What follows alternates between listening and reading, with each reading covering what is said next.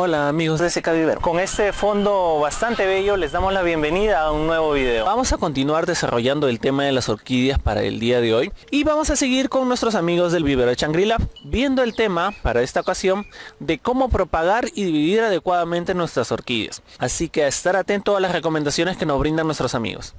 Buenos días, soy el ingeniero Luis Palomino del vivero Shangri-La y hoy vamos a compartir un poco sobre el cultivo de las orquídeas en lo que es división de planta. Vamos a dividir esta planta, ¿no? Mira el crecimiento que tiene, tenemos brote acá, brote nuevo acá, brote nuevo acá. Entonces tenemos varios frentes, podemos aprovechar eso para sacar más plantas a partir de esta.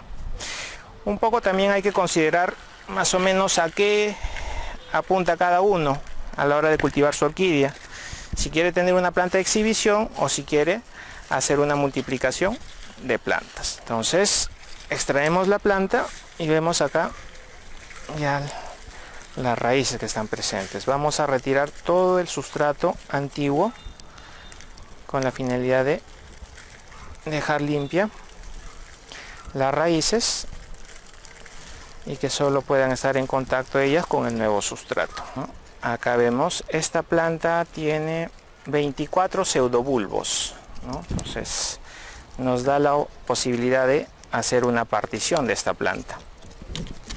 Para dividir una planta se considera lo ideal tener 3 pseudobulbos como mínimo, ¿ya? Entonces podríamos considerar una, este de acá, 2 y 3. 3 pseudobulbos, elemento mínimo para tener una nueva planta. Lo ideal es trabajar una herramienta por planta para evitar un tipo de contaminación cruzada, ¿no? Entonces acá ya hay una zona de división natural, que de por sí el peso de la planta ha generado que se parte en ese punto. Ya tenemos 2 plantas.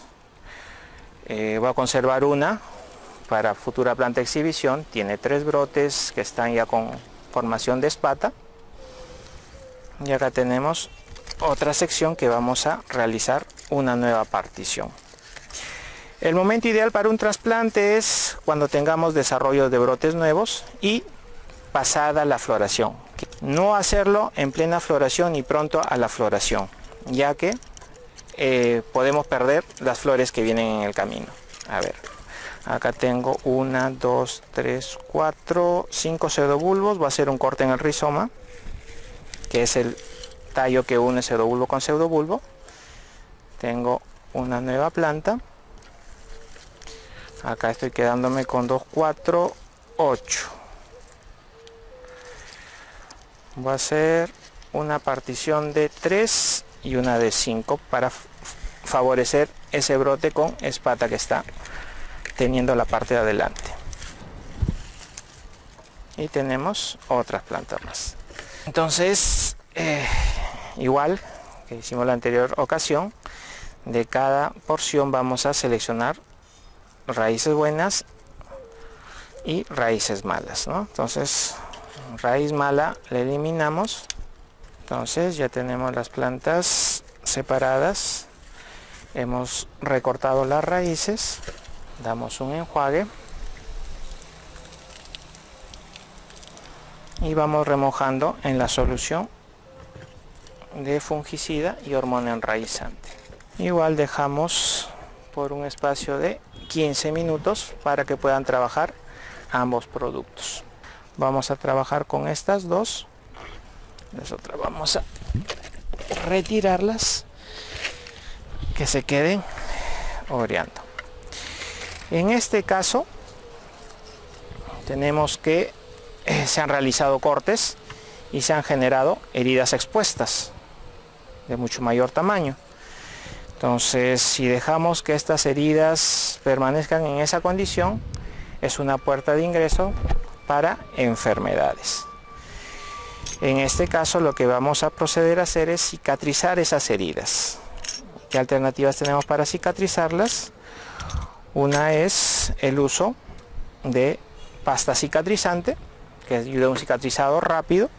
Es una pasta que tiene ya producto fungicida, también para el control de algunos hongos. O de manera casera, en casa tenemos un buen elemento, que es la canela molida. Voy a sacar la pasta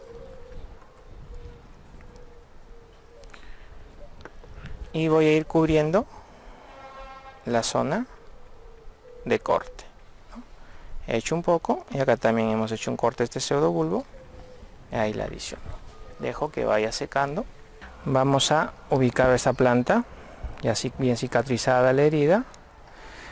Entonces acá tenemos 3 frentes. Esos van a ir hacia el centro, ¿no? La parte más antigua hacia el borde de la maceta. Nuestra maceta ya con sustrato, ya con tecnopor, hasta una pequeña porción. Y comienzo a completar. Ya tenemos la planta ubicada con 3/4 de sustrato y ahí es donde le echamos el abono de lenta liberación. Ahora vamos a ponerle soporte de metal para darle una mejor fijación. La ventaja del alambre que nos permite moldearlo y darle la ubicación que nos interesa. Listo. Brote joven, brote nuevo hacia la parte central para que tenga espacio de crecimiento en todo un año, y la parte más antigua queda hacia el fondo.